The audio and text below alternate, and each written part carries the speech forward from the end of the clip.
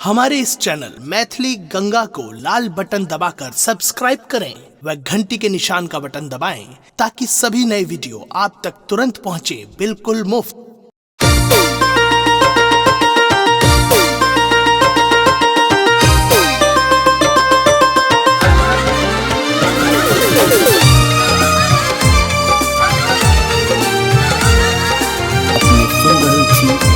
गंगा कैसे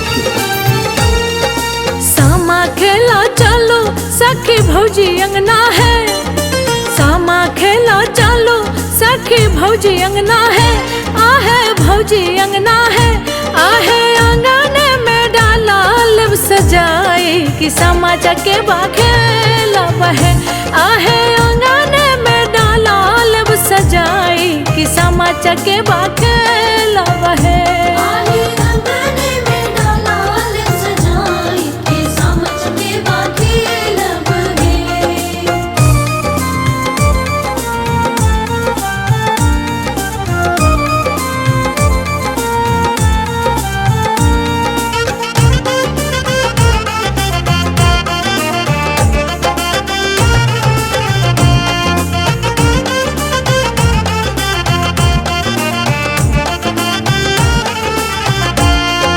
भौजी से भौजी आहे बड़की भौजी है।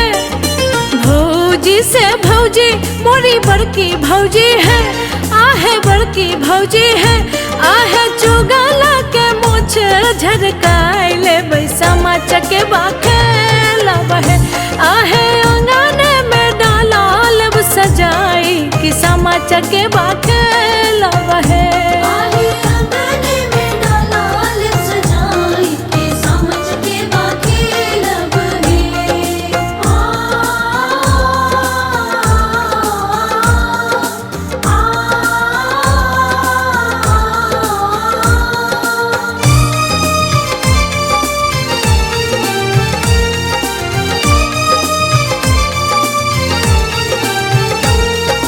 भौजी से भौजी आहे मझली भौजी है। भौजी से भौजी आहे सजली भौजी है। आहे बड़की भौजी है। आहे वृंदावन में आग लगाए ले भैया के बजाए ले है। आहे आंगन में डाला लब सजाई कि सामा चके खेला बहे।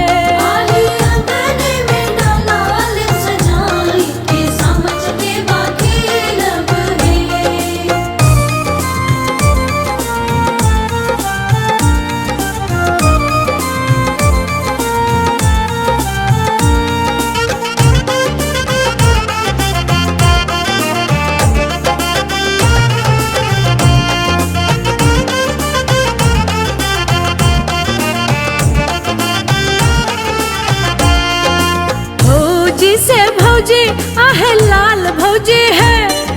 भौजी से भौजी आहे छोटकी भौजी है। आहे छोटकी भौजी है।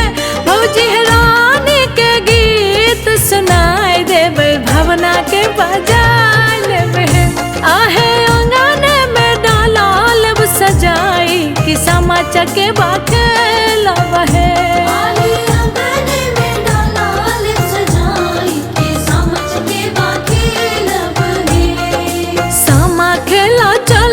सखी भौजी अंगना है। सामा खेला चलो सखी भौजी अंगना है।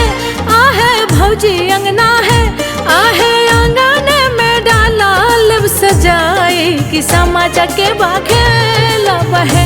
आहे आंगन में डाला लब सजाए कि सामा चके खेला बहे।